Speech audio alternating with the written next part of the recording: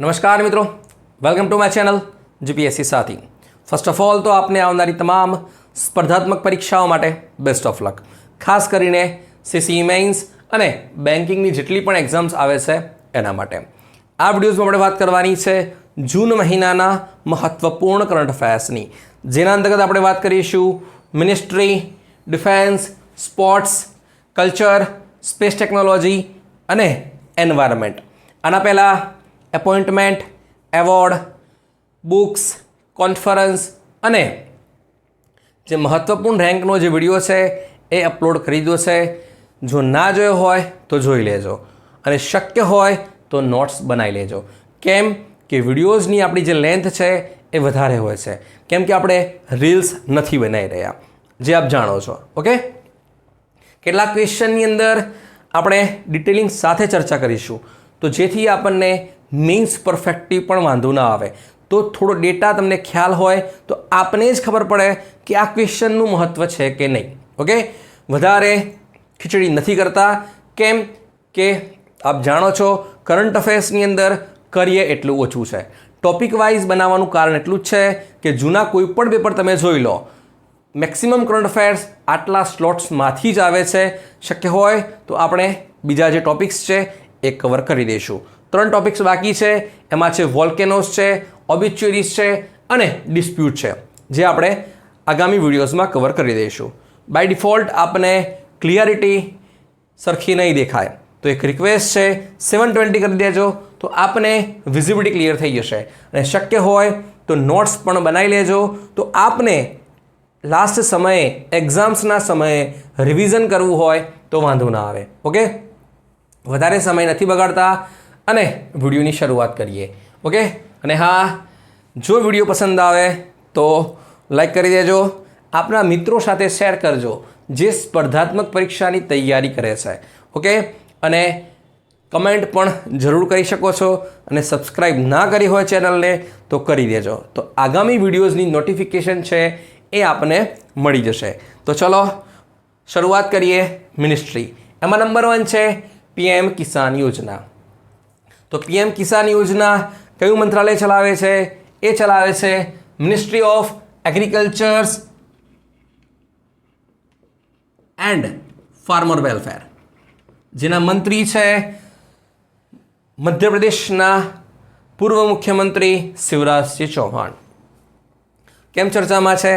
તો હમણાં જ 18મી લોકસભાના રિઝલ્ટ આવી ગયા, તો રિઝલ્ટ પછી મોદીજીએ જો કોઈ ફાઇલ પર પહેલાં હસ્તાક્ષર કર્યા હોય તો એ હતા પીએમ કિસાનના 17મો સ્લોટ, એટલે કે 17મો લોટ છે એ કિસાનોના ખાતામાં નાખ્યો છે। ઓકે, શું છે સમજીએ। તો પ્રધાનમંત્રી કિસાન સન્માન નિધિ યોજના શું છે? પ્રધાનમંત્રી કિસાન સન્માન નિધિ યોજના, જે લોન્ચ કરી હતી સરકારે ફેબ્રુઆરી 2019માં। ક્યારે લોન્ચ કરી? ફેબ્રુઆરી 2019ની અંદર। તો શું કરવામાં આવશે આની અંદર ભારતના જેટલા પણ કિસાન છે એમના ખાતાની અંદર ડાયરેક્ટ બેનિફિટ ટ્રાન્સફર રૂપે 6,000 રૂપિયા વાર્ષિક આપવામાં આવે છે, એટલે કે 2,000ના 3 પાર્ટ કરીને વાર્ષિક 6,000 રૂપિયા સરકાર આપે છે અમને। ઓકે, પછી વાત કરીએ ફેમ યોજના। કોઈ પણ યોજના છે એ તમને ફૂલ ફોર્મ પૂછાશે અને કયા મંત્રાલય સાથે જોડાયેલી યોજના છે એ પૂછાશે। જો યોજનાની અંદર વધારે પડતું ઇન્ક્લુડ હશે કંઈક તો એની પણ આપણે ચર્ચા કરી લઈશું। ઓકે, તો ચલો વાત કરીએ ફેમ યોજના। હવે તમે જુઓ કે ફેમ છે તો આપણને એવું લાગે શું સેલિબ્રિટી બનવાની વાત છે? ઓકે, કે રીલ્સ પર વાત છે, મિનિસ્ટ્રી ઓફ યુથ અફેર્સ ચલાવે છે? ના। તો ફૂલ ફોર્મ સાંભળો આનું। તો ફૂલ ફોર્મ્સ છે faster adoptions and manufacturing of electric and hybrid vehicles in India, એટલે કે ભારતની અંદર એવા વ્હીકલ્સને આપણે શું કરવાનું છે? પ્રાધાન્ય આપવાનું છે, મેન્યુફેક્ચર કરવાના છે જે ઇલેક્ટ્રિક મોબિલિટીથી ચાલતા હોય। ઓકે, અથવા તો હાઇબ્રિડ હોય। હાઇબ્રિડ યાની કે તમે પશુ ધન સાથે જોડાયેલો વર્ડ છે હાઇબ્રિડ, કે હાઇબ્રિડ જાત આપણે વિકસાવીએ છીએ। ઓકે, તો હાઇબ્રિડ યાની કે પેટ્રોલની અંદર આપણે શું કરીએ છીએ? ઇથેનોલ એડ કરીએ છીએ. 2025-26 સુધી ગવર્મેન્ટે ટાર્ગેટ રાખ્યો છે પેટ્રોલની અંદર 20% ઇથેનોલ એડ કરવાનું છે. ઓકે, આ પણ તમે ધ્યાન રાખી શકો છો. તો આનું મંત્રાલય કયું છે? તો આનું મંત્રાલય છે એ છે મિનિસ્ટ્રી ઓફ હેવી ઇન્ડસ્ટ્રી, એટલે કે ભારે ઉદ્યોગ મંત્રાલય. કયું છે? Ministry of heavy industry. જેના મંત્રી છે કર્ણાટકના પૂર્વ મુખ્યમંત્રી એચ.ડી. કુમારસ્વામી, જેમની પાર્ટીનું નામ છે જનતા દળ સેક્યુલર. કઈ પાર્ટી છે? જનતા દળ સેક્યુલર. જનતા દળ યુનાઇટેડ નથી, જે બિહારની નીતિશ કુમારની છે. આપણે નીચે વાત કરીએ છીએ કેમ કે આ વખતના જે ઇલેક્શન છે એ શું થઈ છે કે ટેકા આધારિત સરકાર બની છે. ઓકે, હવે માનો કે જો તેલુગુ દેશમ પાર્ટી અથવા તો જનતા દળ યુનાઇટેડ નીતિશ કુમાર, જનતા દળ સેક્યુલર, લોક જનશક્તિ પાર્ટી ચિરાગ પાસવાન, આ લોકોનો જો ટેકો ના મળ્યો હોત તો બીજેપીની સરકાર ના બની હોત. એટલે હવે બીજી પાર્ટીવાળા કહેશે એ સરકારે કરવું પડશે.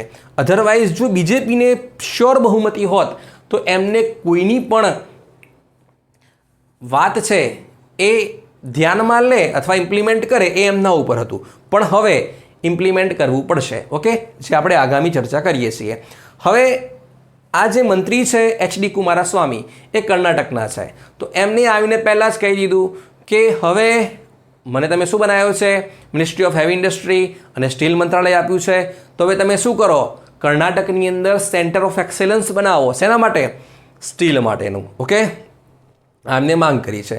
આગળ આપણે જોઈશું તો faster adoptions and manufacturing of electric and hybrid vehicles in India. ક્યારે લોન્ચ કરી હતી સરકારે? સરકારે લોન્ચ કરી હતી 2015માં પ્રથમ તબક્કો, 2019માં બીજો તબક્કો લોન્ચ કર્યો, 2024ની અંદર માર્ચ મહિનામાં આ યોજના પૂરી થઈ ગઈ. તો ફેબ્રુઆરીમાં આવ્યું હતું ઇન્ટરિમ બજેટ. તો આના અંદર આ યોજનાને એક્સટેન્ડ કરવાની થોડી વાત ચર્ચાઈ, પણ એક્સટેન્શન આપ્યું નહીં. ઓકે, એટલે કે સરકાર તરફથી ગ્રાન્ટ ના ફળવાઈ.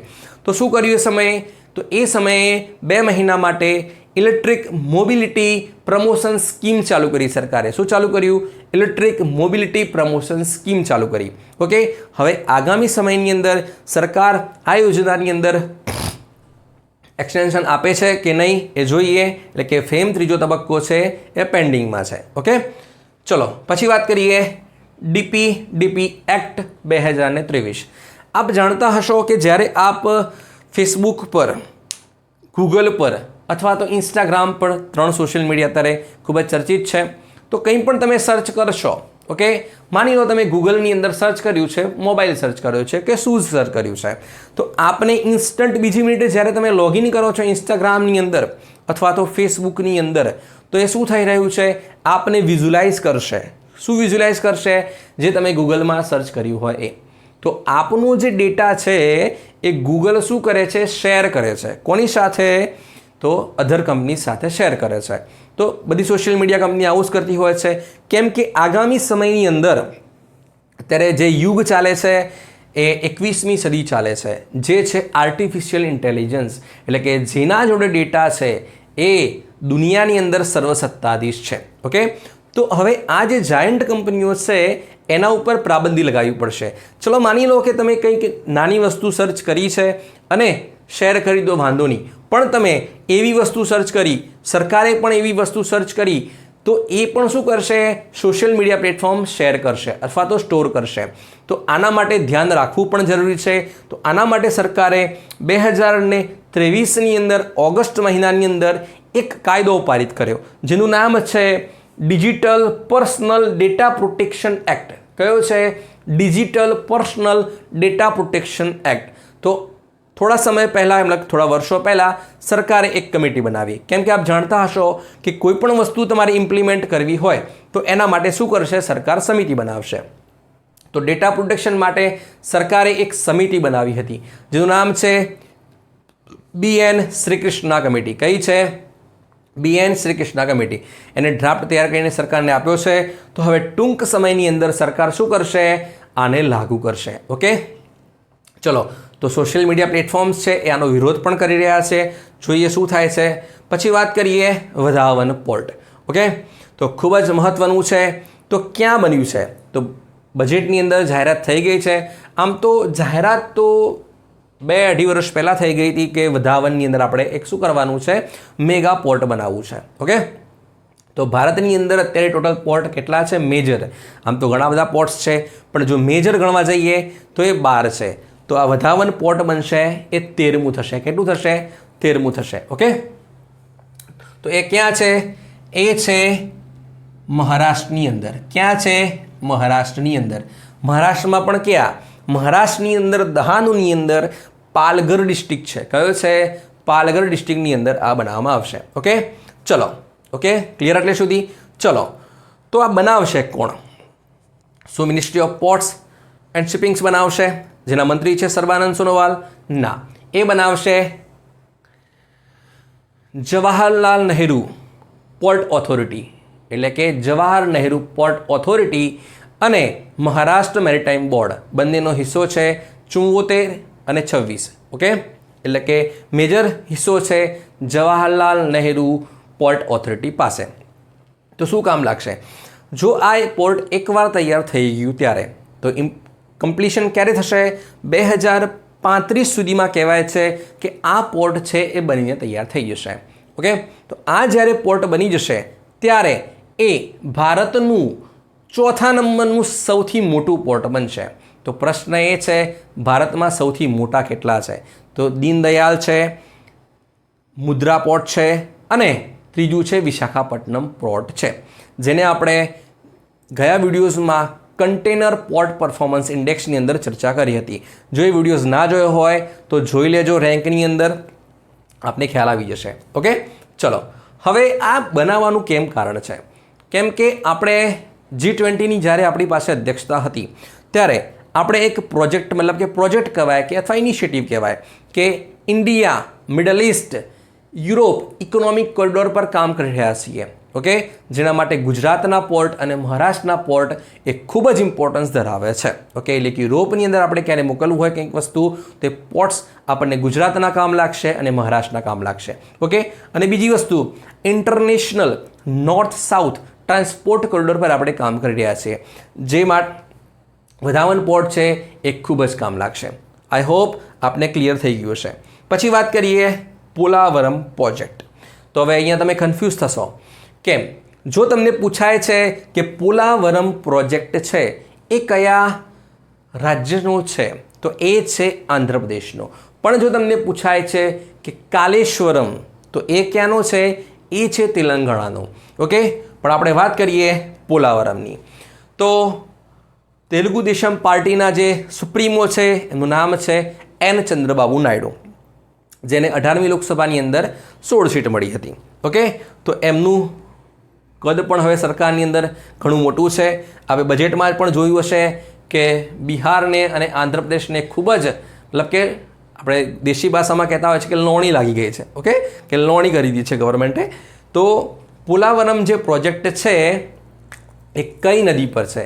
એ છે ગોદાવરી નદી પર. કઈ નદી પર છે? એ છે ગોદાવરી નદી પર. ઓકે, તો એન ચંદ્રબાબુ નાયડુએ માંગણી કરી કે સરકારને કે હવે તમે આના ઉપર ધ્યાન આપો, અમે બનાવવા માંગીએ છીએ. તો હવે સરકારનું પોઝિટિવ રિસ્પોન્સ હશે જ. ઓકે, એટલા માટે ચર્ચામાં છે. પોલાવરમ પ્રોજેક્ટ કઈ નદી પર બને છે?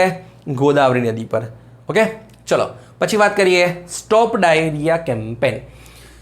તો કોણ ચલાવે છે આ ચલાવે છે ministry of health and family welfare, જેના મંત્રી છે જગત પ્રકાશ નડ્ડા, એટલે કે જેપી નડ્ડા, જે બીજેપીના પ્રેસિડેન્ટ છે. તો શું કરવાનું છે? તો 2014ની અંદર સરકારે મિશન ઇન્દ્રધનુષ લોન્ચ કર્યું. ઓકે, એની તર્જ પર 5 વર્ષથી નાના જે બાળકો છે એમનું જે મૃત્યુ છે, ચાઇલ્ડ મોર્ટાલિટી રેટ છે, એ ડાયરિયાના કારણે ખૂબ જ છે. ઓકે, આગળ વાત કરીએ છીએ આંકડાઓના. તો એ આપણે ઘટાડવાનો છે. તો જેપી નડ્ડાએ કીધું કે 2014ની અંદર અમે આવ્યા સરકારની અંદર ત્યારે ડાયરિયાથી, એટલે કે ડાયરિયાથી મૃત્યુઆંક હતો એ 1000 બાળકો દીઠ 45 હતો. કેટલો હતો? 45, જે અત્યારે છે 32 છે. હવે આવતા વર્ષ સુધી એટલે કે 2025 સુધી ચાઇલ્ડ મોર્ટાલિટી રેટ છે એ પર 1000 આપણે કેટલો કરવાનો છે? 23 કરવાનો છે. કેટલો કરવાનો છે? 23. એના માટે સરકાર શું કરશે? આશા વર્કરોને કામ આપશે. શું આપશે કામ? એટલે કે ઝીંક હોય, ORS હોય, એના સ્ટોર બનાવવાના, એમની કિટ્સ આપવાની છે, તો એ ડિસ્ટ્રીબ્યુટ કરશે આશા વર્કરો. ઓકે, પછી વાત કરીએ ક્લોરેમ ફેનિકોલ અને નાઇટ્રોફ્યુરન્સ. તો આ શું છે? તો હું તમને વાત કરું કે 1.5-2 વર્ષ પહેલાં એક દવા છે જેનું નામ છે ડિક્લોફેનેક. તો આપણે જ્યારે પેઇન થતું હોય છે અથવા તો માનો કે પશુધનને પેઇન થતું હોય છે ત્યારે આપણે શું કરતા હોય છે? ડૉક્ટર ત્યાં વેટરનરી ડૉક્ટર્સ હોય એ શું કરશે? પશુઓને આ દવા રિફર કરશે, એટલે કે ડિક્લોફેનેક. આ પશુઓ મરી ગયા, તો હવે શું થશે? મરી ગયા તો હવે આને ખાશે કોણ? આને ખાશે આપણું પર્યાવરણનો જે સફાઈ કામદાર છે એ છે ગીધ. તો ગીધ શું કરશે? મરેલા પશુઓને ખાશે. તો પશુના પેટની અંદર શું છે? ડિક્લોફેનેક નામનું કેમિકલ રહેલું હોય. ઓકે, કેમ કે આપણે દવા પણ આપી છે. તો હવે શું થશે કે ગીધની સંખ્યાની અંદર ખૂબ જ ઘટાડો થયો હતો, એટલે સરકારે એ સમયે શું કર્યું? ડિક્લોફેનેકને શું કરી હતી? બેન કરી હતી. ઓકે, અને મેક્સિમમ એક્ઝામ્સની અંદર આ ક્વેશ્ચન હતો, તો ચાન્સીસ છે કે આવી શકે છે. તો આ શું છે? વન ટાઈપ ઓફ એન્ટીબાયોટિક છે. શું છે આ? એન્ટીબાયોટિક.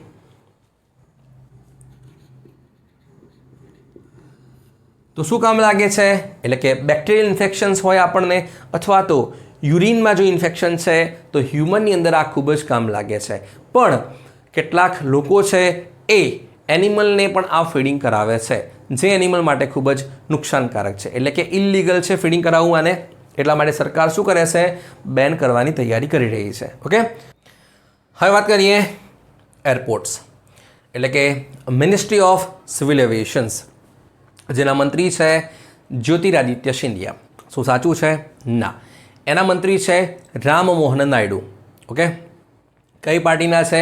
એ છે તેલુગુ દેશમ પાર્ટીના. ઓકે, મેં તમને કીધું ગઠબંધન સરકાર છે, બીજા જે પક્ષો છે એ મંત્રાલયની માગણી કરશે, એટલે મંત્રી ધ્યાન રાખજો, પૂછાઈ શકે છે. તો આપણો જે ટાર્ગેટ છે 2047 સુધી એ એરપોર્ટની જે સંખ્યા છે એ 300+ કરવી છે. ઓકે, તો કેટલાક એરપોર્ટ્સની અંદર નવીનીકરણ થઈ રહ્યું છે અથવા તો ગ્રીનફિલ્ડ બની રહ્યા છે. તો પહેલું છે ભોગાપુરમ, બીજા નંબરમાં છે લાલ બહાદુર શાસ્ત્રી ઇન્ટરનેશનલ એરપોર્ટ, ત્રીજું છે ગોપીનાથ બોરદોલોઈ ઇન્ટરનેશનલ એરપોર્ટ, પછી છે મહારાજા બિરવિક્રમ એરપોર્ટ. તો હવે જે પહેલું છે ભોગાપુરમ એ ગ્રીનફિલ્ડ બને છે. લાલ બહાદુર શાસ્ત્રી અને લોકપ્રિય ગોપીનાથ બોરદોલોઈ એરપોર્ટ છે એમાં ટર્મિનલનું કામ ચાલુ છે, એટલે કે નવીનીકરણ થાય છે ત્યાં. અને જે મહારાજા બિરવિક્રમ છે, ઓકે, એ છે ઇન્ટરનેશનલ એરપોર્ટ દરજ્જો માંગવા માટે એમને જાહેરાત કરી છે, એટલે કે એક્સ સ્ટેટ છે એમને જાહેરાત કરી છે. ચલો આપણે ક્લુ આપી દઈએ તમને, આમાં થોડી આપણે કલ્ચરની વાત કરી લઈએ. ચલો, તો ભોગાપુરમ, તો આ એ જગ્યાએ છે કે જ્યાંનું ક્લાસિકલ ડાન્સ છે કુચીપુડી. આઈડિયા આવી ગયો? યસ, આંધ્રપ્રદેશ. હવે ભારતની અંદર આપણે ક્લાસિકલ ડાન્સની વાત કરતા હોઈએ તો કેટલા છે? એ છે 8. કયા કયા? કથક, કથકલી, કુચીપુડી, મોહિનીઅટ્ટમ, મણિપુરી, ઓડિસી, છ અને સતરિયા. કેટલા છે? 8 છે ક્લાસિકલ ડાન્સ છે. પણ હું તમને પ્રશ્ન કરું કે ભારતની અંદર ક્લાસિકલ લેંગ્વેજ કેટલી છે? કેમ કે આ ગયા 2 મહિના પહેલાં ચર્ચામાં હતો મુદ્દો. કેમ કે પશ્ચિમ બંગાળના મમતા બેનર્જીએ ડિમાન્ડ કરી હતી કે બંગાળી ભાષા છે એમને ક્લાસિકલ લેંગ્વેજનો દરજ્જો આપવામાં આવે. તો કઈ કઈ છે? એ છે 6. કઈ કઈ છે? તમિલ, તેલુગુ, કન્નડ, મલયાલમ, ઓડિયા અને સંસ્કૃત. એ કેટલી છે? 6. બરાબર, ખ્યાલ આવી ગયો? ભોગાપુરમ ક્યાં છે? આંધ્રપ્રદેશની અંદર.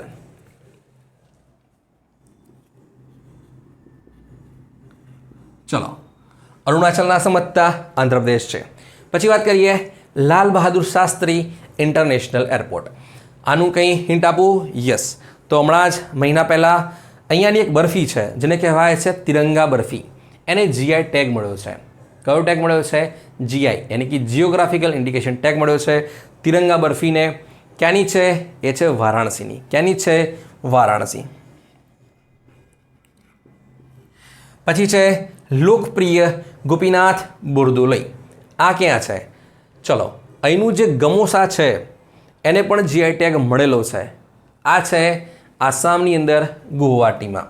ક્યાં છે? આસામની અંદર અથવા તો ગુવાહાટી. ચલો પછી વાત કરીએ મહારાજા બિરવિક્રમ માણિક્ય કિશોર. તો આ જે સ્ટેટ છે ત્યાં એક તહેવાર ઉજવવામાં આવે છે. એનું નામ છે ખર્ચી પૂજા. શું નામ છે? ખર્ચી પૂજા. એની આઈડિયાઝ?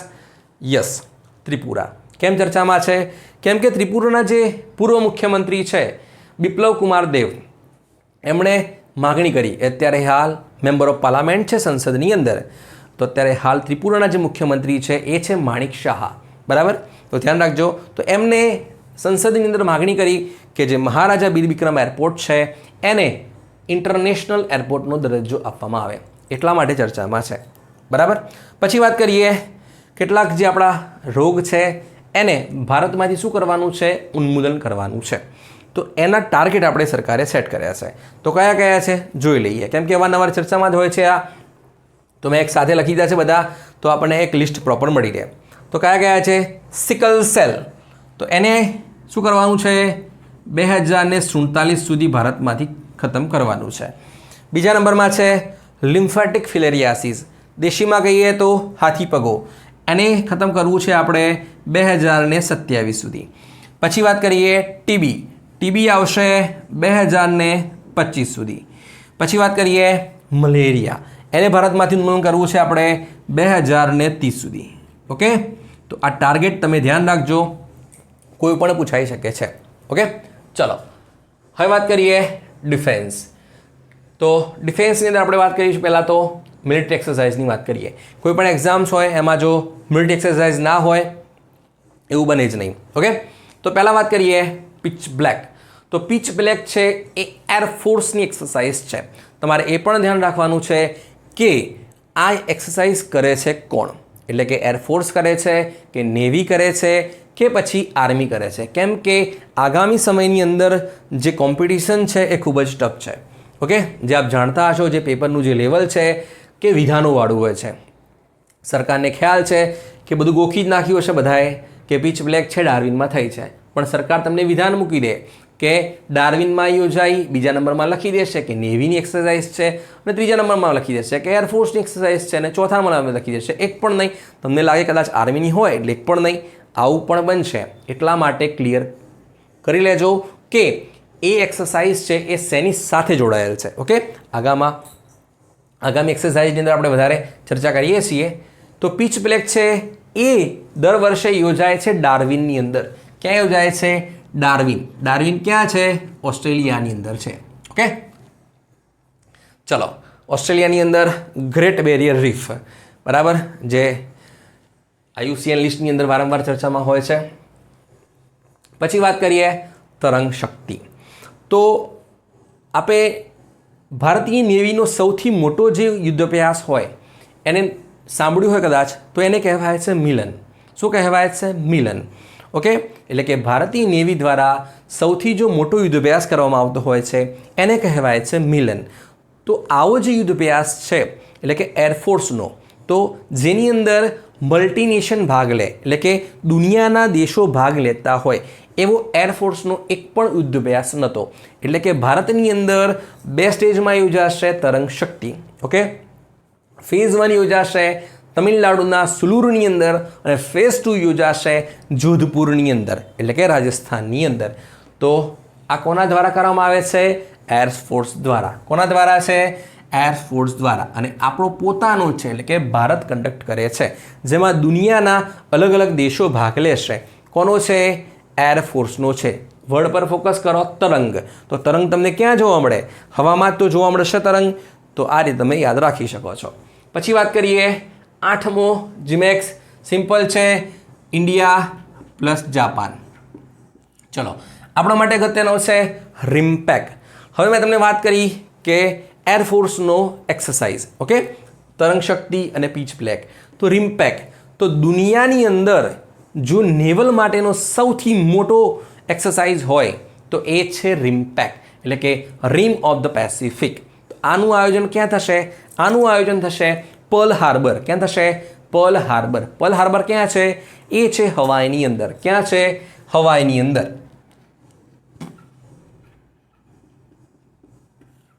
ચલો બરાબર, હવાઈની અંદર વોલ્કેનો પણ છે. આપણે નેક્સ્ટ વિડીયોમાં કવર કરી લઈશું વોલ્કેનોઝ બધા.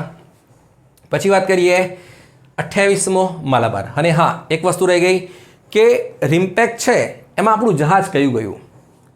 ઓકે, આ પણ ક્વેશ્ચન પૂછાશે. એ ગયું છે INS શિવાલિક. કોણ ગયું છે? INS શિવાલિક. ઓકે, એટલે કે રિમ્પેક છે એ નેવીનો દુનિયાનો સૌથી મોટો એક્સરસાઇઝ છે જેનું આયોજન થાય છે હવાઈની અંદર. ત્યાં ગયું છે આપણું જહાજ INS શિવાલિક. જીમેક્સમાં પણ એ જ ગયું છે. ઓકે, પછી વાત કરીએ 28મો માલાબાર. તરંગ શક્તિ પછી 9મા મહિનાની અંદર યોજાશે Malabar.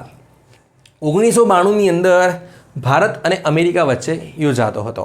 Okay, generally Quad countries છે એમાં ભાગ લેતા હોય છે. એટલે કે ભારત, અમેરિકા, જાપાન અને ઓસ્ટ્રેલિયા, એટલે કે ક્વાડ દેશોનો જો યુદ્ધ અભ્યાસ હોય એને કહેવાય છે માલાબાર. એટલે કે 28મો માલાબાર છે એ 9મા મહિનામાં થશે. ઓકે, પછી વાત કરીએ ફ્રીડમ એજ. હવે દુનિયાની અંદર એવા કેટલાક નેતાઓ છે ઓકે જે દુનિયાની અંદર શું કરે છે? તબાહી મચાવી દે છે. એટલે કે એમના નામનો ખોફ આગવો હોય. જેમ કે કિમ જોંગ ઉનની વાત કરીએ આપણે, વિક્ટર ઓર્બાનની વાત કરતા હોઈએ છીએ, અને પુતિનની તો વાત કરવી જ પડે. હવે માની લો કે આવા જે ખોફનાક લોકો ભેગા થઈ જાય બરાબર, તો અને એ કોઈ દેશ પાછળ પડી જાય તો શું થાય? ઓકે, ખાતમુહૂર્ત બોલાવી નાખે. સિમ્પલ છે ફંડો. કેમ? કેમ કે પુતિન છે એ કેટલાક વર્ષો પછી નોર્થ કોરિયાની યાત્રા કરે છે. ઓકે, તો નોર્થ કોરિયા ગયા હતા પુતિન. એ સમય દરમિયાન જ આ યોજાયો હતો ફ્રીડમ એજ. હવે નોર્થ કોરિયાને ઇસ્યુ છે જાપાન સાથે અને સાઉથ કોરિયા સાથે. હવે પુતિન એમને સાથ આપશે. ઓકે, કેમ કે યુક્રેનને સાથ કોણ આપે છે? યુક્રેનને સાથ આપે છે અમેરિકા, એટલે કે નાટો સંગઠનના દેશો સાથ આપે છે. તો પુતિનને વેપન્સ છે ડિફેન્સમાં મદદ કોણ કરે છે? અંદર ખાનગી કરે છે નોર્થ કોરિયા. બરાબર છે. તો ફ્રીડમ એજ છે એ કયા દેશો વચ્ચે છે? હવે મેં તમને કીધું કે નોર્થ કોરિયાને પ્રોબ્લેમ કોની જોડે છે? નોર્થ કોરિયાને પ્રોબ્લેમ છે એ છે સાઉથ કોરિયા જોડે અને જાપાન જોડે. હવે જાપાન અને સાઉથ કોરિયા છે એ અમેરિકાના મિત્ર છે. એટલે અમેરિકાએ શું કર્યું છે? એ જગતનો જમાદાર છે, એટલે કે સર્વસત્તાધીશ છે. ઓકે, મતલબ કે પાવરફુલ કન્ટ્રીઝ છે. પૂરી દુનિયા ઉપર એને ધાક જમાવી છે. જેમ કે અફઘાનિસ્તાનની અંદર મદદ કરતા હતા, તાઇવાનમાં પણ મદદ કરે છે. તો અહીંયા પણ શું કરે છે? અમેરિકા મદદ કરે છે. તો ફ્રીડમ એજ કયા દેશો વચ્ચે યોજાયો? ફ્રીડમ એજ યોજાય છે અમેરિકા, સાઉથ કોરિયા અને જાપાન વચ્ચે. ઓકે, આ પૂછાશે તમને. જહાજ કયું ગયું? Theodore Roosevelt. કયું ગયું છે? Theodore Roosevelt. પછી વાત કરીએ નાગાસ્ત્ર 1. આપણે અમેરિકા જોડે શું લેવું છે? ડ્રોન લેવા છે. તો આપણો જે બોર્ડર એરિયાઝ છે, ધ્યાનથી સાંભળો, આપણો જે બોર્ડર એરિયાઝ છે ત્યાં આપણે જે BSF છે ત્યાં શું કરે છે? ફેરી કરતી હોય છે, સિક્યુરિટી માટે ધ્યાન રાખતી હોય છે.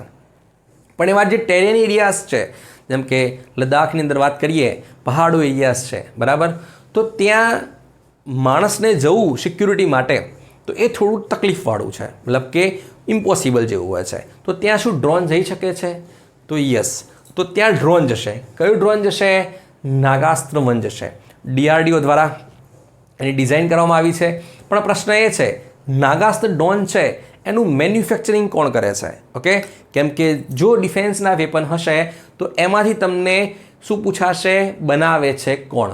તો એ બનાવે છે એક્સપ્લોસિવ ઇકોનોમિક લિમિટેડ. કોણ બનાવે છે?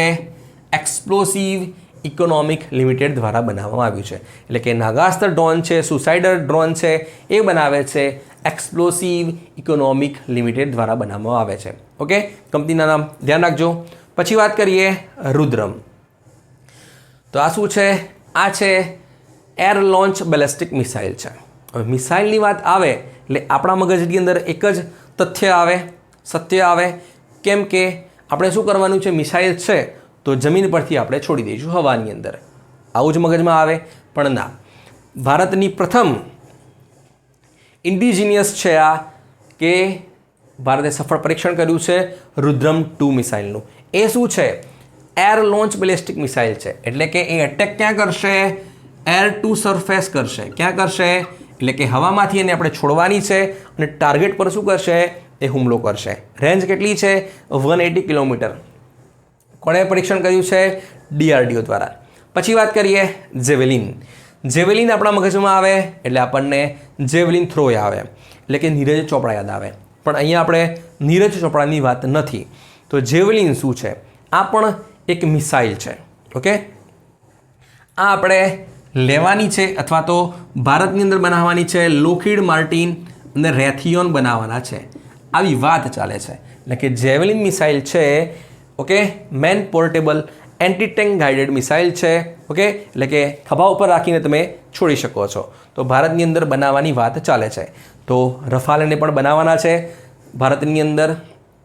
AK-203 કલાશનિકોવ રાઇફલ પણ ભારતમાં બનીને તૈયાર છે. એ આપણે ઓગસ્ટમાં ચર્ચા કરીશું. ઓકે, ચલો પછી વાત કરીએ INS સુરત. હવે જ્યારે જહાજની વાત આવે છે ત્યારે આપણે બધા પ્રોજેક્ટ યાદ રાખવાના છે. કયા પ્રોજેક્ટનો છે, કોણ બનાવે છે એ. તો આપણે ઓગસ્ટની અંદર કન્ટેન્ટ, મતલબ કે વિડીયોઝની અંદર જે કન્ટેન્ટ છે એ ઓછું છે, તેમાં બધા પ્રોજેક્ટને આપણે ડિટેલમાં કવર કરીશું ઓગસ્ટના વિડીયોઝમાં. બરાબર, ચલો. તો કયા કયા છે INS સુરત. તો પહેલાં તો કયા ક્લાસનું છે આ, તો આ છે એ વિશાખાપટ્ટનમ ક્લાસ ડેસ્ટ્રોયર છે. કયું છે, વિશાખાપટ્ટનમ ક્લાસ ડેસ્ટ્રોયર છે. કેમ ચર્ચામાં છે, કેમ કે આના સી ટ્રાયલ ચાલે છે. કયા ટ્રાયલ ચાલે છે, સી ટ્રાયલ ચાલે છે. 2025ની અંદર કમિશન થઈ જશે ભારતીય નેવીની અંદર. ઓકે, પણ બનાવે છે કોણ, એ બનાવે છે MDL. કોણ બનાવે છે, MDL, એટલે કે મઝગાંવ ડોક શિપયાર્ડ લિમિટેડ. 4 બનાવવાના હતા, વિશાખાપટ્ટનમ, મોર્મુગાંવ, ઇમ્ફાલ અને સુરત. ઓકે, સુરતનો લોચો નહીં, ધ્યાન રાખજો. આ છે જહાજ છે, કેમ કે સુરત શેના માટે વધારે ફેમસ, લોચા માટે છે. બરાબર, વડોદરા, એની આઈડિયાઝ, મહાકાળીનું સેવસણ. બરાબર, જ્યાં રાવપુરામાં ખાતું હશે. બરાબર, પછી વાત કરીએ LCH પ્રચંડ, લાઇટ કોમ્બેક્ટ હેલિકોપ્ટર પ્રચંડ છે. આનો ઓર્ડર ગવર્મેન્ટે આપ્યો છે, ટેન્ડર આપ્યું છે. એ બનાવશે હિન્દુસ્તાન એરોનોટિકલ લિમિટેડ. બરાબર, કઈ જગ્યાએ છે આ, કોલકાતાની અંદર. MDL ક્યાં છે, મુંબઈની અંદર. અને ત્રીજી પણ હોય છે GRSE, એ ક્યાં છે, કોલકાતા બેઝ છે.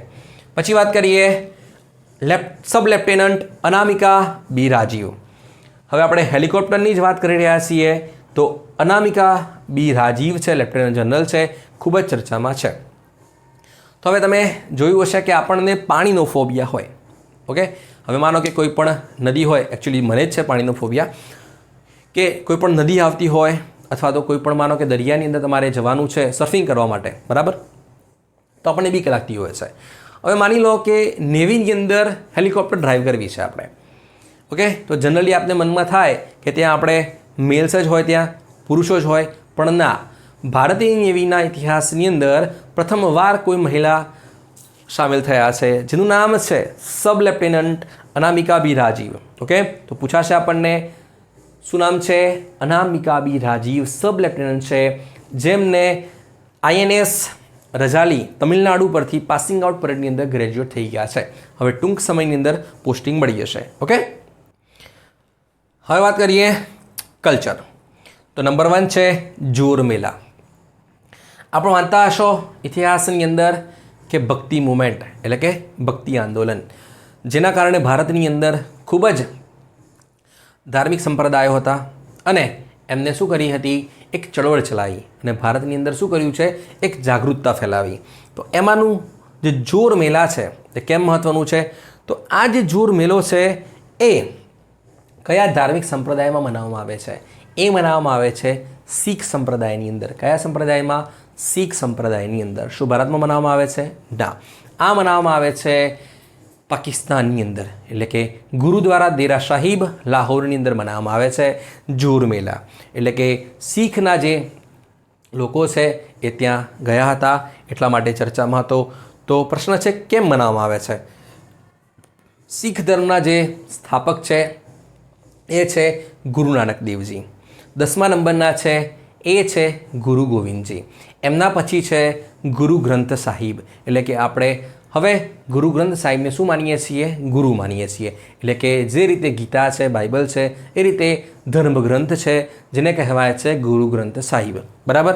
તો જોર મેળા છે એ 5મા શીખ ગુરુ અર્જનદેવની મરણતિથિની યાદની અંદર મનાવવામાં આવે છે અને શીખના જે લોકો છે એ પાકિસ્તાનની અંદર જાય છે. બરાબર.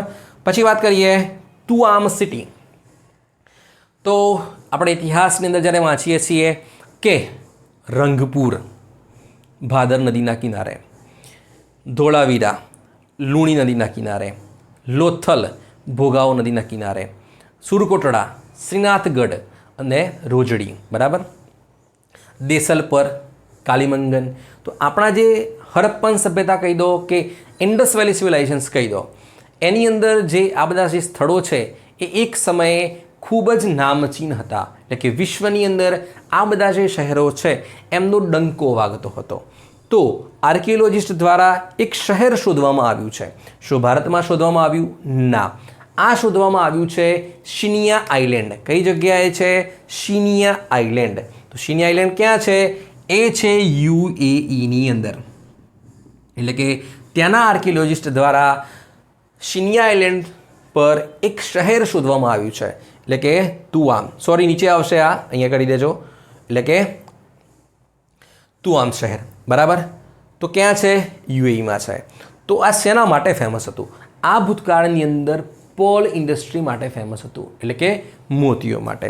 પછી વાત કરીએ હૂલ દિવસ મનાવવામાં આવે છે. ક્યાં મનાવવામાં આવે છે? એ મનાવવામાં આવે છે ઝારખંડની અંદર. ઓકે. કેમ મનાવવામાં આવે છે? કેમ કે ઇતિહાસની અંદર જ્યારે આપણે વાંચીએ છીએ કે 1857નો એ વિપ્લવ, મંગલ પાંડે, બેરકપુર છાવણી, આના પહેલાં પણ પાઇકા વિદ્રોહ, કુકા વિદ્રોહ થયો હતો. સંથાલો દ્વારા પણ અલગ અલગ વિદ્રોહ થયા છે. બરાબર. તો જે હૂલ દિવસ છે એ ઝારખંડની અંદર મનાવવામાં આવે છે. કેમ કે 1855ની અંદર સિદ્ધુ, કાન્હો, ચંદ અને ભૈરવ જેવા આપણા જે આદિજાતિ લીડરો છે એમને અંગ્રેજો ખિલાફ એક ચળવળ ચલાવી હતી. એટલે કે આઝાદી માટેની જે મુહિમ ચલાવી હતી એની યાદમાં મનાવવામાં આવે છે હૂલ દિવસ. કઈ જગ્યાએ? ઝારખંડની અંદર. બરાબર. ચલો, ક્લિયર આટલે સુધી કલ્ચર. પછી વાત કરીએ સ્પોર્ટ્સ. બરાબર. તો પહેલો છે ફીફા વર્લ્ડ કપ. ફીફા એટલે કે ફૂટબોલની જે મેઇન બોડી છે એને કહેવાય છે ફીફા. જે હેડક્વાર્ટર છે જ્યુરિચની અંદર, જેના પ્રેસિડેન્ટ છે જિયાની ઇન્ફેન્ટિનો. બરાબર. તો ફીફા વર્લ્ડ કપ 2034નું આયોજન ક્યાં થશે? એનું આયોજન થશે સાઉદી અરબની અંદર. ક્યાં થશે? સાઉદી અરબની અંદર. ઓકે. જાહેરાત તો ક્યારની થઈ ગઈ છે, પણ ચર્ચામાં કેમ છે? ચર્ચામાં એટલા માટે છે કે હવે તમે જોતા હશો કે જેટલા પણ ડેવલપ કન્ટ્રીઝ છે ત્યાં શું કરતા હોય છે? દુનિયાના અલગ અલગ લોકો ત્યાં સ્થળાંતર કરતા હોય છે કમાવવા માટે. બરાબર. તો અરબ કન્ટ્રીઝ એમાં મોખરે હોય છે કે અરબના અંદર જે દેશો છે ત્યાં લોકો વધારે જતા હોય છે. હવે માનો કે સાઉદી અરેબિયાની અંદર લોકો, દુનિયાના લોકો ત્યાં ગયા તો લેબર વર્ક કરતા હશે. હવે આ લેબર વર્કમાં જો તમે ફોર્સફુલી કરાવશો, વર્ડ પર ફોકસ કરો, તમે જો લેબર વર્ક તમે ફોર્સફુલી કરાવો છો તો એ ઇન્ટરનેશનલ હ્યુમન રાઇટ્સના વિરુદ્ધ છે. ઓકે.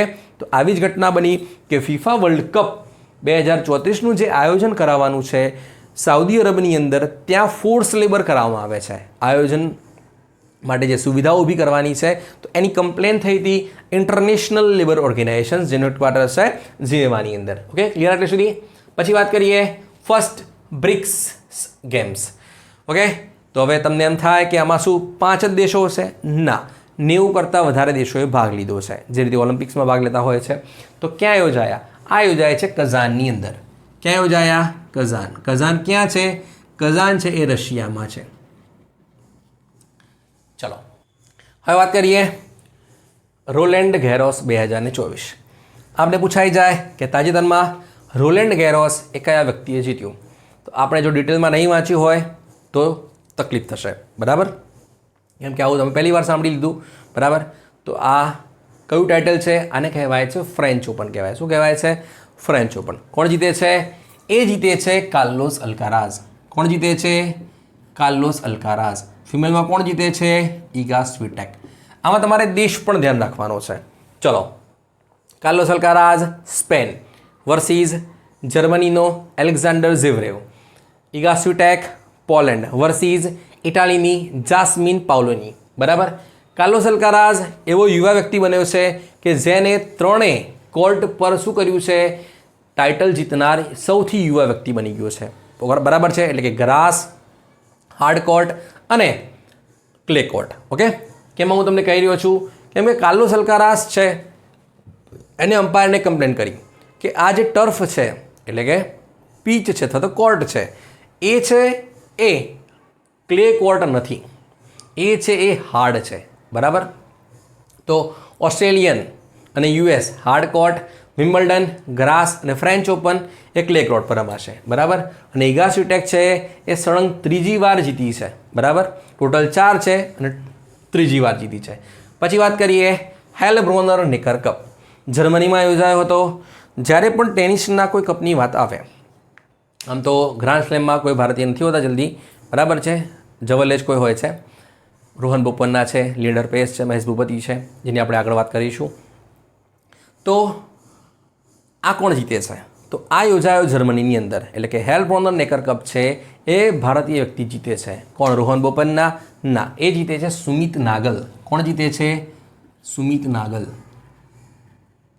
ખૂબ જ ક્લાસિકલ કમબેક કહેવાય, જે રીતે હાર્દિક પંડ્યાએ કર્યું છે સુમિત નાગલનું. એટલે કે એમના કરિયરની જે બેસ્ટ રેન્કિંગ છે 71 અથવા તો 60 અથવા 70ના વચ્ચે આવી ગયા છે. બરાબર. પછી વાત કરીએ, હેલ્ડ ક્યાં યોજાઈ? એટલે કે જર્મનીની અંદર. જીતે છે કોણ? સુમિત નાગલ. ઓકે, સુમિત અંતિલ નહીં, સુમિત નાગલ છે આ. FIH hockey men's junior world cup. આનું આયોજન ક્યાં થશે? એટલે કે FIH એટલે કે હોકીની જે ઓફિશિયલ બોડી છે એને કહેવાય છે FIH. એનું હેડક્વાર્ટર છે લોઝેનની અંદર, જેના અધ્યક્ષ છે તૈયબ ઇકરામ. ઓકે, અને હોકી ઇન્ડિયાના કોણ છે? દિલીપ તિર્કે છે. તો એ યોજાશે ભારતની અંદર 2025ની અંદર. વર્લ્ડ પર ફોકસ કરો. જુનિયર છે આ. ક્યાં યોજાશે? ભારતની અંદર. ઓકે, એટલે કે 2025નો hockey men's junior world cup ભારતમાં આયોજન થશે. તો શું આ પ્રથમવાર છે? ના, આનું આયોજન 2013, 2016 અને 2021માં થયેલું છે. 13માં થયું છે દિલ્હીની અંદર, 16માં થયું છે લખનૌની અંદર અને 21માં થયું હતું ભુવનેશ્વરની અંદર. બરાબર. શું ભારતે કઈ વાર જીત્યું છે? યસ. જે 16 વાળું છે એટલે કે લખનૌ વાળો જે વર્લ્ડ કપ છે, જુનિયર વર્લ્ડ કપ છે, એ આપણે જીત્યો હતો. બરાબર. પછી વાત કરીએ MotoGP ભારત 25. આનું આયોજન થવાનું હતું 2024ની અંદર, પણ ત્યાં વાતાવરણના કારણે એટલે કે વેધર થોડા પ્રોબ્લેમ્સ હતા, એના કારણે આયોજન ના થઈ શક્યું. તો 2025થી 29 સુધી સળંગ અહીંયા આયોજન થશે. ક્યાં થશે? નોઈડામાં થશે. ક્યાં થશે? નોઈડાની અંદર. નોઈડા એટલે કે યુપીની અંદર. બરાબર. ચલો, યોગી આદિત્યનાથે જાહેરાત કરી દીધી છે. એટલે કે MotoGP ભારત એટલે કે બાઇકની જે રેસ છે એ, ગાડીઓની નહીં, એટલે કે બાઇકની રેસ છે આ. World junior chess championship. બરાબર. એ કોણ જીતે છે? એ જીતે છે ભારતીય વ્યક્તિ. હવે વર્લ્ડ પર ફોકસ કરો. વર્લ્ડ જુનિયર છે. બરાબર. કોણ જીતે છે? એ જીતે છે દિવ્યા દેશમુખ. કોણ જીતે છે? દિવ્યા દેશમુખ. ક્યાંની છે? એ નાગપુરની છે. એટલે કે વર્લ્ડ જુનિયર ચેસ ચેમ્પિયનશિપ છે એ દિવ્યા દેશમુખ જીતે છે, જે નાગપુરની છે. બરાબર. પણ પ્રશ્ન એ છે કે યોજાઈ ક્યાં? પ્રશ્ન છે ને. તો વર્લ્ડ છે આ. તો શું બીજા કોઈ દેશમાં યોજાઈ? ના, ભારતમાં જ યોજાઈ છે. પણ ભારતમાં ક્યાં?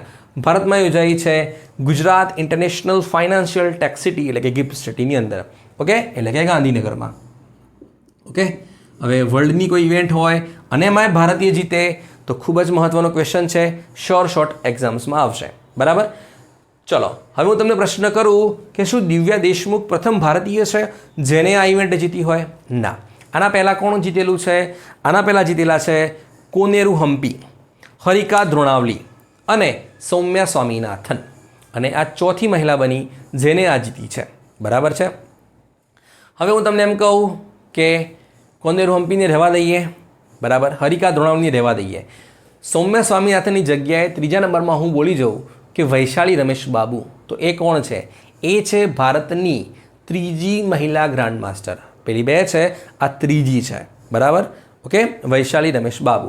અને ઓવરઓલ ગણીએ તો 84મી છે. બરાબર. પછી વાત કરીએ સેકન્ડ ગ્લોબલ ચેસ લીગ. અહીંયા તમે કન્ફ્યુઝ થશો ડેફિનેટલી, કેમ જોઈ લઈએ. જો પૂછાય છે ગ્લોબલ ચેસ લીગ એનું આયોજન ક્યાં થશે અને પૂછાય છે વર્લ્ડ ચેસ ચેમ્પિયનશિપ એનું આયોજન ક્યાં થશે, તો જે ગ્લોબલ વર્લ્ડ આવે તો એ છે લંડન. ક્યાં છે? લંડન. ઓકે, થેમ્સ નદીના જે કિનારે રહેલું શહેર છે. બરાબર, આપ રીલ્સમાં જોતા હશો કે આવો તાર કેનેડા અથવા તો આવો તારે લંડન. બરાબર છે, તો એ જ લંડન છે, આ થેમ્સ નદીના કિનારેવાળું. એનું આયોજન થશે સેકન્ડ ગ્લોબલ ચેસ લીગની. પણ તમારા માટે જો મહત્ત્વની વાત હોય તો એ આ છે, 110% એક્ઝામ્સમાં હશે આ. ઓકે, ચલો, આમ તો એવા જ ક્વેશ્ચન આપણે ચર્ચા કરીએ છીએ જેની સંભાવના પૂરેપૂરી હોય, પણ એમાંથી પણ જો વધારે અગત્યનું હોય તો એ છે વર્લ્ડ ચેસ ચેમ્પિયનશિપ. એનું આયોજન થશે નવેમ્બર-ડિસેમ્બરની અંદર, એટલે કે આગામીમાં. ક્યાં થશે? એનું આયોજન થવાનું હતું, એટલે કે આપણે દાવેદારી નોંધાવી હતી કે આપણે દિલ્હીમાં યોજીએ અથવા તો ચેન્નઈમાં યોજીએ. એટલે કે FIHના જે પ્રેસિડેન્ટ છે અર્કાડી દ્વોર્કોવિચ, એમને આપણે આવેદન આપ્યું હતું, પણ એમને કોને સ્વીકાર્યું? એમને સ્વીકાર્યું સિંગાપોરને પસંદ કર્યું. કોણે પસંદ કર્યું? એટલે કે સિંગાપોરની અંદર યોજાશે. બરાબર, એટલે કે વર્લ્ડ ચેસ ચેમ્પિયનશિપ છે એ સિંગાપોરમાં યોજાશે. હવે હું તમને કહું છું ખૂબ જ અગત્યનું છે. કેમ કે આની અંદર જે કોમ્પિટિશન છે એ એવા 2 વ્યક્તિ વચ્ચે યોજાશે. બરાબર છે, એમાં એક ભારતીય છે. બરાબર, તો કોણ છે? એ છે ડી ગુકેશ. કોણ છે? ડી ગુકેશ. અને ચાઇનાનો છે ડિંગ લીરેન. કોણ છે? ડિંગ લીરેન. બરાબર. પછી વાત કરીએ શ્રીજા અકુલા. તો આપણે પૂછાશે કઈ રમત સાથે જોડાયેલ છે, તો આ રમે છે ટેબલ ટેનિસ. શું રમે છે? Table tennis. ઓકે, કેમ ચર્ચામાં છે? કેમ કે આમને ઇતિહાસ સર્જ્યો છે. એટલે કે શ્રીજા અકુલા પ્રથમ ભારતીય વ્યક્તિ બની ઇતિહાસની અંદર જેને world table tennis contender single title જીત્યું હોય. કોણ જીતે છે? શ્રીજા અકુલા જીતે છે. બરાબર. ક્યાં યોજાઈ હતી? એ યોજાય છે લાગોસ. ક્યાં યોજાય છે? લાગોસ. એ ક્યાં છે? નાઇજીરિયાની અંદર. ઓકે, લાઓસ ના સમજતા. લાઓસ એ દેશ છે જેની આપણે આગામી વિડીયોઝમાં વાત કરીશું. બરાબર, આ છે લાગોસ છે નાઇજીરિયાની અંદર. પછી વાત કરીએ પૂજા તોમર. આપણે ઓલિમ્પિકની અંદર જો સૌથી વધારે દાવેદારી હોય તો રેસલિંગમાં હોય છે. બરાબર, તો પૂજા તોમર છે એ ભારતની પ્રથમ મહિલા બન્યા છે. ધ્યાનથી સાંભળજો, પૂજા તોમર છે ઉત્તર પ્રદેશની છે મહિલા, એ પ્રથમ વ્યક્તિ બન્યા છે જેમને પ્રથમ ભારતીય છે, ધ્યાન રાખજો, પ્રથમ ભારતીય વ્યક્તિ છે પૂજા તોમર ઉત્તર પ્રદેશના, જેમને UFC બોટ એટલે કે BOT એટલે કે મુકાબલો એટલે કે અલ્ટિમેટ ફાઇટિંગ ચેમ્પિયનશિપ જીતનાર પ્રથમ ભારતીય વ્યક્તિ બન્યા છે. ઓકે, આયોજન ક્યાં થયું હતું? આયોજન થાય છે લુઇસવિલે. ક્યાં થાય છે? લુઇસવિલે. લુઇસવિલે ક્યાં છે? અમેરિકાની અંદર. બરાબર. તો પ્રથમ મિક્સ માર્શલ આર્ટ વ્યક્તિ છે જેને ઇતિહાસ રચ્યો, કે જે પ્રથમ ભારતીય વ્યક્તિ બન્યા જેમને અલ્ટિમેટ ફાઇટિંગ ચેમ્પિયનશિપ જીતી છે. બરાબર. ચલો, તો આના પહેલાં શું કોઈએ જીતી જ નથી? તો આના પહેલાં અંશુલ જુબલી અને ભરત કંડારે એ પાર્ટિસિપેટ કર્યું હતું પણ જીતી નહોતી. બરાબર. હવે તમને વાત કરી રહ્યો છું મિક્સ માર્શલ આર્ટ. તો પ્રથમ ભારતીય પુરુષ કે જેમને મિક્સ માર્શલ આર્ટ બન્યા હોય એ છે સંગ્રામસિંહ. બરાબર. ચલો, પૂજા તોમર ધ્યાન રાખજો. પછી વાત કરીએ 7000+ ઇન્ટરનેશનલ રન કરનાર સેકન્ડ મહિલા કોણ છે? એ બને છે સ્મૃતિ મંધાના. કોણ બને છે? સ્મૃતિ મંધાના. ફર્સ્ટ કોણ હતા? ફર્સ્ટ હતા મિતાલી રાજ. ઓકે, સાઉથ આફ્રિકા સામે ટેસ્ટ મેચ રમાઈ, એમાં કીર્તિમાન હાસિલ કર્યો છે અમને. અમારી સાહેબ એ પણ જોઈએ છે ક્વેશ્ચન. એટલે કે સાઉથ આફ્રિકા સામે આપણે MS ચિદમ્બરમ સ્ટેડિયમ ચેન્નઈની અંદર ટેસ્ટ મેચ રમતા હતા, એની અંદર 3 રેકોર્ડ થયા છે. ચલો પછી વાત કરીએ બીકોર. ઓલિમ્પિકની અંદર ભારતનું પ્રદર્શન સુધારવા માટે બરાબર આપણે કામ કરવું પડશે. એના માટે સરકાર શું કરે છે, અલગ અલગ યોજના પણ ચલાવે છે. એ આપણે ઓલિમ્પિક્સમાં કવર કરીશું, વિડીયો આવશે નેક્સ્ટ. આપણે કમ્પ્લીટ ઇન્ફોર્મેશન આપી દઈશું ઓલિમ્પિકની, એક પણ ક્વેશ્ચન નહીં રહેવા દઈએ આપણે એમાં. બરાબર. ચલો તો બીકોર, તો આનું ઉદ્ઘાટન ક્યાં થયું છે? આનું ઉદ્ઘાટન થાય છે ક્યાં થાય છે આનું ઉદ્ઘાટન? ચલો ક્લુ આપું.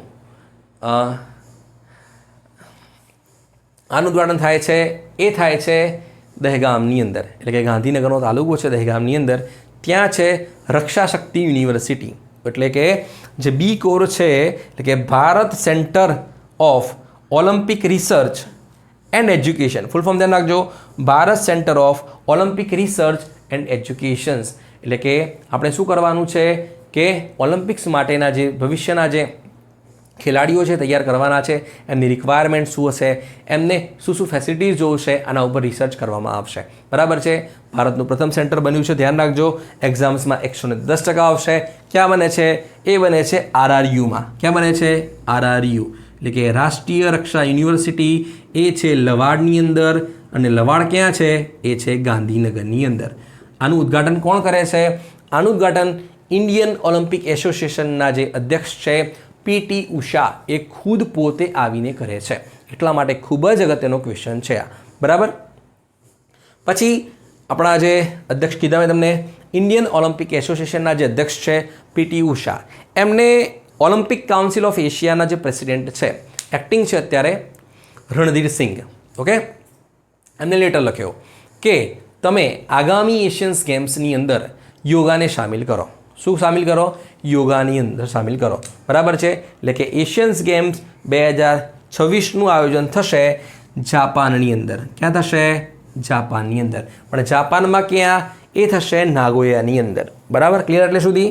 ચલો પછી વાત કરીએ સૈફાલી વર્મા અને સ્નેહ રાણા. મેં તમને કીધું કે સાઉથ આફ્રિકા સામે જે મેચ હતી એમાં રેકોર્ડ થયા છે. 7000+ રન બનાવનાર બીજી મહિલા બન્યા છે સ્મૃતિ મંધાના. ફાસ્ટેસ્ટ 200 બનાવનાર દુનિયાની અંદર જો કોઈ મહિલા હોય એ બન્યા છે સૈફાલી વર્મા. 194 બોલની અંદર શું કર્યું છે? એમને બેવડી સદી મારી છે. બરાબર. ચલો સ્નેહ રાણા ભારતના પ્રથમ, ધ્યાનથી સાંભળો, ભારતના પ્રથમ સ્પિનર બન્યા છે જેમને ટેસ્ટની અંદર 10 વિકેટ લીધી હોય. તો ફાસ્ટ બોલર કોણ હતા? ફાસ્ટ હતા ઝુલન ગોસ્વામી. બરાબર. જે આપણા ગુજરાતના જ છે. ચલો ક્લિયર એટલે સુધી કંઈ બાકી ના. હવે વાત કરીએ સ્પેસ ટેકનોલોજી. તો એમાં નંબર 1 છે RLV લેક્સ પુષ્પક, એટલે કે reusable launch vehicle landing experiment Pushpak છે. હવે હું તમને એમ કહું કે આપણું જે સ્પેસ સેક્ટર છે એમાં આપણે માની લો કે કોઈ ઉપગ્રહને છોડી દેવો છે, કે અવકાશની અંદર આપણે તરતું મૂકવો છે, એટલે કે એમની અલગ અલગ કક્ષા છે. હવે ત્યાં તરતું મૂકવા માટે આપણે જે પણ રોકેટ વાપરશું એ એકવાર વાપર્યા પછી એ બીજી વાર કામ નથી લાગતું. આનો ખર્ચો પણ વધારે હોય છે. તો એવું કંઈ પોસિબલ છે કે આ જે સેટેલાઇટ છે એને અવકાશની અંદર આપણે છોડી દઈએ અને એ જે રોકેટ છે એ પાછું ધરતી પર પાછું આવી જાય. આવું કારનામું કર્યું છે ઇસરોના વૈજ્ઞાનિકોએ. Just imagine that. કેટલો ખર્ચો બચશે ભારતનો. બરાબર છે. ચલો રિયુઝેબલ લોન્ચ વ્હીકલ લેન્ડિંગ એક્સપેરિમેન્ટનું સફળ આયોજન કર્યું છે 3જા તબક્કાનું ચિત્રદુર્ગ કર્ણાટકની અંદર, એટલે કે એરોનોટિકલ ટેસ્ટ રેન્જ ચિત્રદુર્ગ કર્ણાટકની અંદર. નામ ધ્યાન રાખજો, એ છે પુષ્પક છે. શું છે? રિયુઝેબલ લોન્ચ વ્હીકલ છે, એટલે એક જાતનું રોકેટ છે. બરાબર. પછી વાત કરીએ ગોઝ યુ. એ શું છે? કોનું મિશન છે? આ મિશન છે નાસાનું છે. કોનું છે? નાસા. જેના એડમિનિસ્ટ્રેટર કહી દો એ છે બિલ નેલ્સન છે. બરાબર. તો કેમ ચર્ચામાં છે? તો આપ જાણતા હશો કે અવકાશની અંદર જ્યારે આપણે ઉપગ્રહ મતલબ કે સેટેલાઇટ્સ મોકલતા હોય છે એ આપણે શું કરશે? વેધર કન્ડિશન માપશે, સી લેવલ માપશે, સમુદ્રનું તાપમાન માપશે, મિટિયોર્સ અથવા તો જે એસ્ટેરોઇડ છે એમની ગતિવિધિ માપશે. બરાબર. અથવા તો ક્લાઇમેટ ચેન્જ પર રિસર્ચ કરશે. પણ એવું એક પણ મિશન નાસાનું નહોતું કે જે કોરોના છે, COVID-19 નહીં, કોરોના ક્યાં છે? જે સૂર્યનું જે બાહ્ય આવરણ છે એને કહેવાય છે કોરોના. એટલે કે કોરોનામાંથી, એટલે કે સૂર્યના બાહ્ય આવરણમાંથી જે પણ સોલર ફ્લેમ આવે છે એ પૃથ્વીને કઈ રીતે નુકસાન કરે છે? એટલે કે પૃથ્વીની અંદર તાપમાન વધે છે, બરાબર, અથવા તો જે આપણી જે નેવિગેશન સિસ્ટમ ચાલી રહી છે, આપણે GPS ગણી લો, બરાબર, બાયડું ગણી લો, અથવા તો આપણી INSS ગણી લો, બરાબર, અથવા તો નાવિક ગણી લો, તો આને કેવી રીતે ઇફેક્ટ કરે છે? બરાબર, કેમ કે પેલોડ્સની અંદર ઘણું બધું વાયરિંગ્સ હશે, ત્યાં જો હીટ વધી જાય તો એ શું થાય છે? સેટેલાઇટ સળગી જશે ત્યાં, એટલા માટે નુકસાન થઈ શકે છે. તો જે GOES-U મિશન છે એ ચોથું છે. કઈ સિરીઝનું? GOES-R સિરીઝનું. 2016માં GOES-R સિરીઝ નાસાએ શરૂ કરી હતી. એમાં પ્રથમવાર જે GOES-U સિરીઝ છે એ કોરોના ગ્રાફ આપશે, એટલે કે સોલર ફ્લેમનો શું આપશે? ડેટા આપશે, બરાબર. ચલો, ફૂલ ફોર્મ શું છે? Geo stationary operational environmental satellite, બરાબર, એટલે કે GOES-U, બરાબર. ચલો, પછી વાત કરીએ લિગ્નોસેટ. આપણે જોયું હશે કે આપણે અવકાશની અંદર કોઈ પણ સેટેલાઇટ મોકલ્યા, બરાબર, સેટ ત્યાં પ્રસ્થાપિત કરી દીધા, એનું કામ પતી ગયું. કામ પતી ગયું એટલે શું છે? વન ટાઈપ ઓફ ડેબ્રિસ છે. તો અવકાશની અંદર આવા અસીમિત ડેબ્રિસ છે, એટલે કે વેસ્ટેજ છે અવકાશની અંદર. તો આના માટે નાસા શું કરી રહી છે? આર્ટિમિસ એકોર્ડ સાઇન કરાવે છે અલગ અલગ દેશો માટે કે તમે આડેધડ પ્રક્ષેપણ ના કરો ઉપગ્રહનું, તમે અમારી સાથે કન્સલ્ટેશન કરો, બરાબર છે. જે થોડા મહિનાઓ પહેલાં ભારતે જોઈન કર્યો છે, બરાબર. કયા છે? આર્ટિમિસ એકોર્ડ છે, આર્ટિમિસ મિશન નહીં, ધ્યાન રાખજો, એકોર્ડ છે, બરાબર, ડેબ્રિસ માટે. પણ શું એવું કંઈ પોસિબલ છે કે આપણે ત્યાં લાકડામાંથી બનેલું હોય અને સેટેલાઇટ લોન્ચ કરીએ? યસ. તો આ કોણે કરી બતાવ્યું છે? આ કરી બતાવ્યું છે જાક્સાના વૈજ્ઞાનિકોએ, એટલે કે જાપાનના વૈજ્ઞાનિકોએ. જાપાનની જે સ્પેસ એજન્સી છે એને કહેવાય છે જાક્સા. આમને શું કર્યું છે? દુનિયાનો પ્રથમ લાકડામાંથી બનાવેલ ઉપગ્રહનું શું કર્યું છે? સફળ પરીક્ષણ કર્યું છે. લેવાની શું થશે આના અંદરથી? અવકાશની અંદર માની લો કે ત્યાં ઓક્સિજન નથી, અથવા તો ત્યાં કોઈ સજીવ નથી, એટલે કે આને ખાવાની અથવા તો જો કટાઈ જવાની જે સંભાવના છે એ ઓછી છે. પ્લસ બીજું શું છે? માની લો કે આનું કામ પૂરું થઈ ગયું અને પૃથ્વી પર જ્યારે પાછો પડશે તો જે પૃથ્વીના જે વાતાવરણ છે ત્યાં શું થશે? આનું સળગી જશે, એટલે કે પૃથ્વી પર એ શું થશે? ક્યાંય કોઈ પણ જાતનું નુકસાન કરશે નહીં. એટલા માટે ખૂબ જ અગત્યનું છે, એટલે કે દુનિયાનું પ્રથમ છે, એટલા માટે ઇમ્પોર્ટન્ટ છે. પછી વાત કરીએ એન્ટ્રોબેક્ટર. ધ્યાનથી સાંભળો, એન્ટ્રોબેક્ટર બુહાન્ડેન્સીસ. આ શું છે? આપ જાણો છો કે ઇન્ટરનેશનલ સ્પેસ સ્ટેશન્સ, એટલે કે આપણી જે ખગોળીય વિદ્યાલય છે, અવકાશીય વિદ્યાલય છે, બરાબર, ત્યાં આપણા જે એસ્ટ્રોનોટ્સ છે ત્યાં રહી રહ્યા છે, બરાબર. હવે માની લો કે ત્યાં કંઈ એવા પેથોજન મળ્યા, ઓકે, તો ત્યાં શું કરશે? પેથોજન એ એસ્ટ્રોનોટ્સના હેલ્થ સાથે છેડા કરી શકે છે. એટલે કે હવે માનો ત્યાં તો ભારતીય મૂળના જ વ્યક્તિ છે, એ પણ સુનિતા વિલિયમ્સ છે, ફસાઈ ગયા છે. આવવાનું હતું તો મહિનાની અંદર પાછું આવવાનું હતું, એટલે કે બોઈંગનું મિશન હતું સ્ટારલાઇનરનું, મહિનામાં પાછું આવવાનું હતું, પણ હવે બોઈંગથી પોસિબલ નથી. એટલે હવે કહી રહ્યું છે કે આવતા વર્ષે અમે મિશન કરીશું અને આ લોકોને પાછા લઈશું, બરાબર. એટલે કે સુનિતા વિલિયમ્સ ત્યાં ફસાયેલા છે, એટલે કે ત્યાં જે લોકો જે છે કામ કરી રહ્યા છે એ લોકોના આરોગ્યને શું છે? ખતરો છે, બરાબર. વન ટાઈપ ઓફ પેથોજન છે. પછી વાત કરીએ લાલ મુર્સન અને હિલ્સા. આ શું છે? બરાબર, આ છે ક્રેટર્સ છે. શું છે? આ ક્રેટર્સ છે. પણ ક્યાં છે? શું ચંદ્ર ઉપર છે? ના. આ જે ક્રેટર્સ છે, બરાબર, એ મંગળ પર છે. ક્યાં છે? મંગળ પર. કેમ ચર્ચામાં છે? કેમ કે મંગળ ઉપર તો ઘણા બધા ક્રેટર છે, બરાબર. તો બધા થોડા યાદ રાખવાના હોય. એક તો ઓલરેડી આપણે ભારતની નદીઓ કરતા હોઈએ છીએ, પર્વતમાળાઓ કરીશું. હવે મંગળના જે ક્રેટર્સ છે એ પણ ધ્યાન રાખવાના, ખ્યાલ આવે છે. પણ હા, આ કરવું પડશે. કેમ કે મંગળના જે ગ્રહ છે અથવા તો મંગળનું જે થાર્સીસ વોલ્કેનિક રિજિયન છે ત્યાં જે 3 ક્રેટરનું જે નામ છે ને એ આપણે સુઝાવ કર્યો હતો. એટલે કે આપણી જે ફિઝિકલ રિસર્ચ લેબોરેટરી છે અમદાવાદની, એમને 3 નામ આપ્યા હતા કે આ જે ક્રેટર અમે શોધ્યા છે એના નામ ભારતીય વ્યક્તિઓના ઉપર નામ રાખીએ આપણે. એટલે કે શું આપ્યો નામ? એમને સુઝાવ આપ્યો છે, એટલે કે લાલ, એટલે કે દેવેન્દ્ર લાલ. 2012ની અંદર એમનું નિધન થાય છે, એટલે કે ફિઝિકલ રિસર્ચ લેબોરેટરીના પૂર્વ ડિરેક્ટર રહેલા છે, બરાબર. પછી મુર્સન, આ ક્યાં છે? આ છે યુપીમાં છે. ક્યાં છે? યુપીમાં. વ્યક્તિ નથી. અને હિલ્સા ક્યાં છે? આ છે બિહારની અંદર છે. ઓકે, હિલ્સા ફિશ નથી, ધ્યાન રાખજો. બરાબર, ચલો. એટલે કે ઇન્ટરનેશનલ એસ્ટ્રોનોમિકલ યુનિયન જેનું હેડક્વાર્ટર પેરિસની અંદર છે, એમને લાલ મુર્સન અને હિલ્સા જે નામ છે જે આપણે સુઝાવ્યું હતું એને મંજૂરી આપી છે, એટલા માટે અગત્યનો છે આપણા માટે. બરાબર. પછી વાત કરીએ ઓલિમ્પસ મોન્સ. આમ તો આપણે શું કરીએ છીએ કે વોલ્કેનોઝ કરતા હોઈએ છીએ. એટલે પૃથ્વી પરના જેટલા પણ વોલ્કેનો હોય, ભારતના હોય અથવા દુનિયાના દેશોના હોય, એ આપણે કરવા પડતા હોય છે. પણ હવે એવો જે વોલ્કેનોઝ છે એ સોલર મંડળની અંદર છે. કયો છે? Olympus mons. તો કયા ગ્રહ પર છે? એ છે માર્સ પર છે. ક્યાં છે? માર્સ પર છે. કેમ ચર્ચામાં છે? કેમ કે ઓલિમ્પસ મોન્સ છે, ધ્યાનથી સાંભળો, ઓલિમ્પસ મોન્સ છે એ આપણી જે સોલર સિસ્ટમ છે એનો સૌથી મોટો વોલ્કેનોસ છે. બરાબર, એટલા માટે અગત્યનું છે. પ્રશ્ન છે કે માર્સ એક્સપ્રેસ મિશન કોનું છે? એ છે યુરોપિયન સ્પેસ એજન્સીનું મિશન છે, એટલે કે યુરોપનું છે. બરાબર, ચલો. પછી વાત કરીએ વેરા સી રૂબિન ઓબ્ઝર્વેટરી. હવે ઇન્ટરનેશનલ એસ્ટ્રોનોમિકલ યુનિયન એવું કહે છે કે સોલર મંડળની અંદર ટોટલ 8 ગ્રહ છે. આપણે પ્લુટોને ગ્રહ કન્સિડર કરતા નથી, પણ કેટલાક રિસર્ચની અંદર લોકો એમ પણ દાવો કરે છે કે પ્લુટો નામનો ગ્રહ પણ હયાત છે.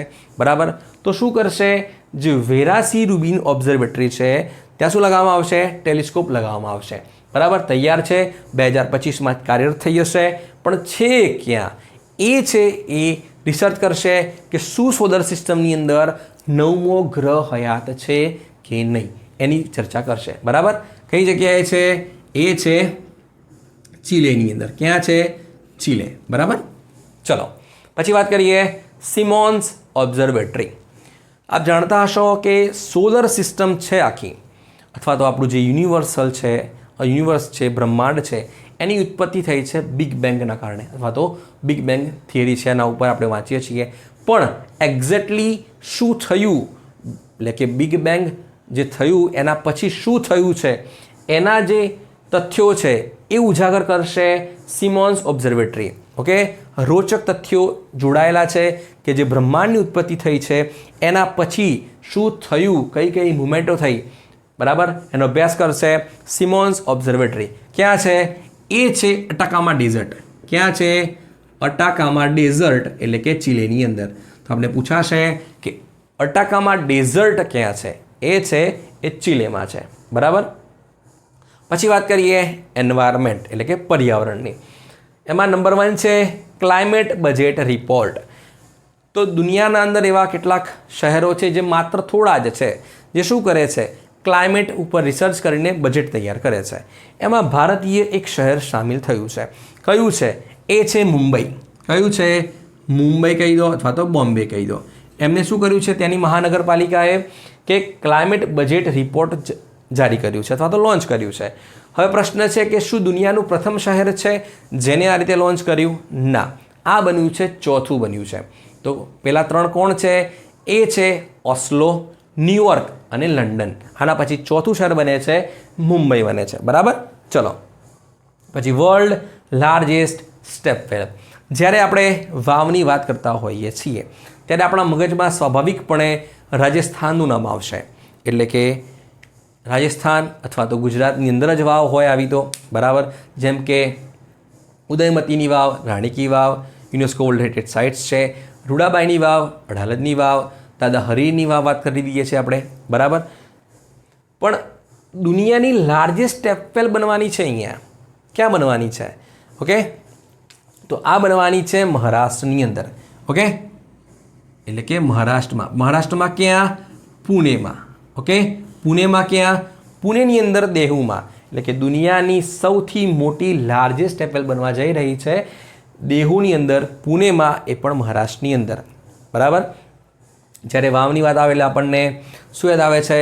નંદા, ભદ્રા, જયા અને વિજયા. એટલે કે વાવની અંદર જે પ્રવેશ દ્વાર છે એના આધારે વાવના જે પ્રકાર છે નક્કી થતા હોય છે, જે આપ આર્ટ એન્ડ કલ્ચરમાં વાંચતા હશો.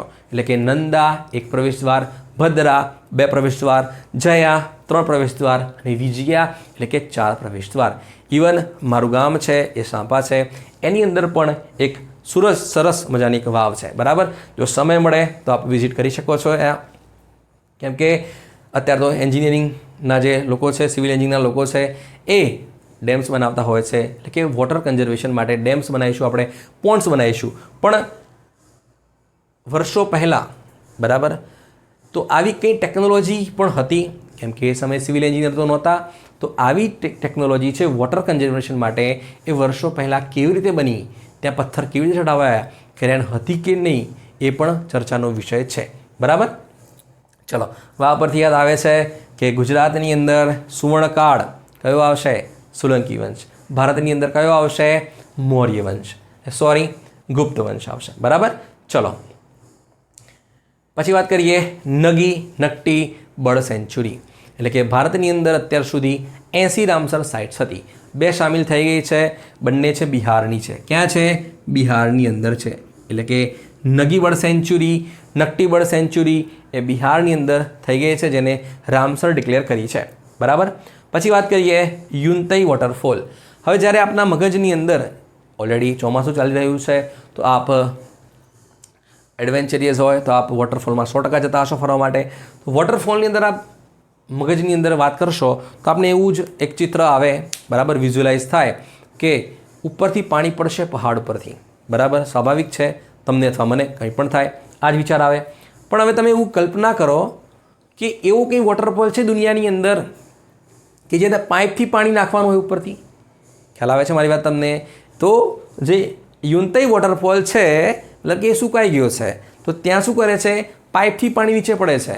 ઓકે, કેટલાક જે એડવેન્ચરિયસ છે એ લોકોએ ડ્રોનથી ખબર પડી કે આ પાઇપથી પાણી જાય છે ત્યાં. તો વિચાર કરો, કયા દેશનો છે આ? છે એ ચાઇનાનો છે. બરાબર, ક્યાંનો છે? ચાઇનાનો સૌથી મોટામાંનો એક છે યુનતઈ વોટરફોલ. બરાબર, પછી વાત કરીએ કાર્બન ટેક્સ. હવે કાર્બન ટેક્સ એટલે કે દુનિયાનો જે દેશ છે, જે ન્યૂઝીલેન્ડ છે, ત્યાં લોકો વિરોધ કરે છે કે તમે કાર્બન ટેક્સ અથવા તો હટાવી દો. બરાબર છે, હવે હટાવી પણ દેશે ન્યૂઝીલેન્ડ. પણ હવે દુનિયાનો પ્રથમ દેશ બનવા જઈ રહ્યો છે કે જે શું કરશે? કાર્બન ટેક્સ લગાવશે. હવે તમને એમ થાય કે કાર્બન ટેક્સ લગાવવામાં ક્યાં મોટી વાત છે? સ્વાભાવિક થાય આપણને મગજની અંદર.